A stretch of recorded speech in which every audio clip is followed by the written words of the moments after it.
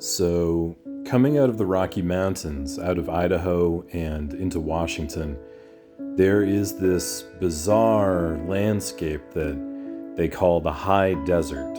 It's a desert area having been made dry by the Cascade Mountains, but it's at altitude.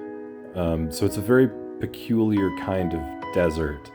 It's a scrubland in between these two mountain ranges. And it's enormous. It's a huge swath of our country that we really never talk about because there aren't many people there. I parked for the night at this municipal fishing hole. I don't know if it's a natural pond or a man-made pond, but it had beautiful flora and bugs and fish and quite a sunset.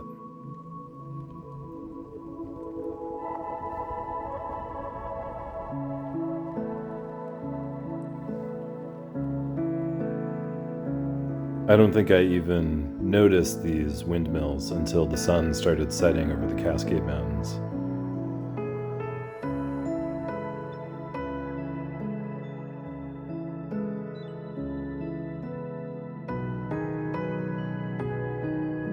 The next day, I rushed across Washington to get to the Pacific Ocean, and before sunset, I had made it, and I was determined to get my feet wet in yet another giant body of water.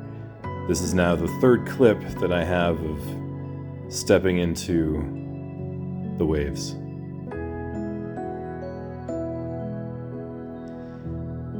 I had been hoping to do more swimming on my journey, but there aren't that many places where you can actually have a proper swim.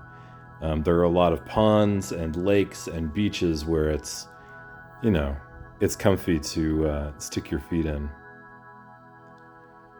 This is an enormous tree inside of Olympic National Park.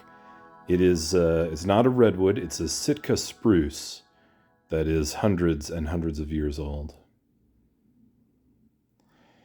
It was also an opportunity in some of these shots to test out my new, here's one, my new ultra-wide lens.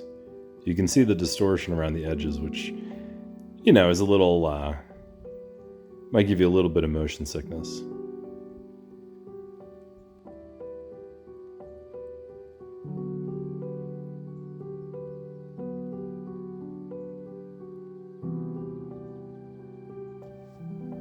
I was expecting the Pacific Northwest to be, gray and rainy and sort of the dark green colors.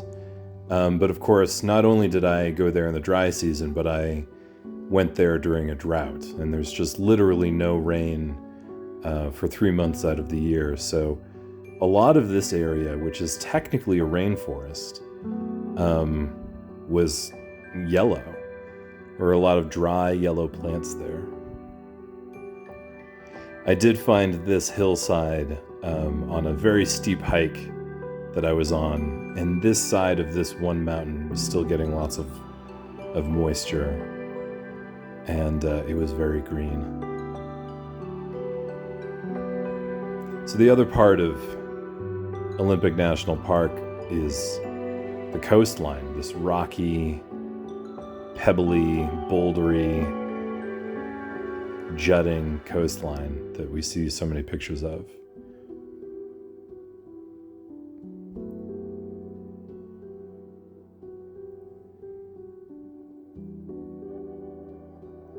This is a very often photographed spot. It's a real classic, but I happened to catch it when the light was just right. I want to thank you for joining me, and I'll see you next time when I share more video from Mount St. Helens and the Oregon coast.